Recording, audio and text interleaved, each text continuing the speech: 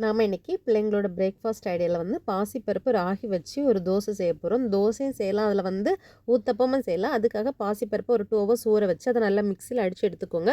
அதுக்கு கூட ஒரு கப்பு வந்து ராகி மாவு போட்டு கொஞ்சம் சால்ட்டும் போட்டு நல்லா மிக்ஸ் பண்ணி நைட்டு கொஞ்சம் நேரத்து வந்து ஒரு 4 ஹவர்ஸ் அது வந்து இது வந்து புளிக்க வைக்கணும். நைட் நீங்கள் வச்சுட்டு காலையில் தோசையை ஊத்தப்பமும் செய்யும்போது ரெடியாக இருக்கும். இப்போ இது காலையில் இந்த மார்னிங் எடுத்துகிட்டு நான் வந்து ஃபஸ்ட்டு வந்து ஊத்தாப்பம் போல் போட்டு காமிக்கிறேன். இது போட்டுட்டு இதில் வந்து நான் வந்து கேரட்டும் ஆனியனும் சேர்த்து மிக்ஸ் பண்ணி வச்சுருக்கேன்.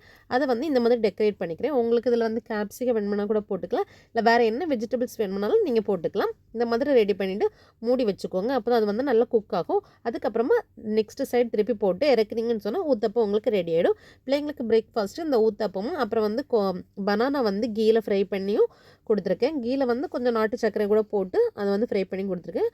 அதுக்கப்புறம் தொட்டுக்க வந்து தேங்காய் சட்னி. அவ்வளோதான். பிடிச்சதுன்னு லைக் பண்ணி ஷேர் பண்ணுங்கள். Thank you friends. பாய்.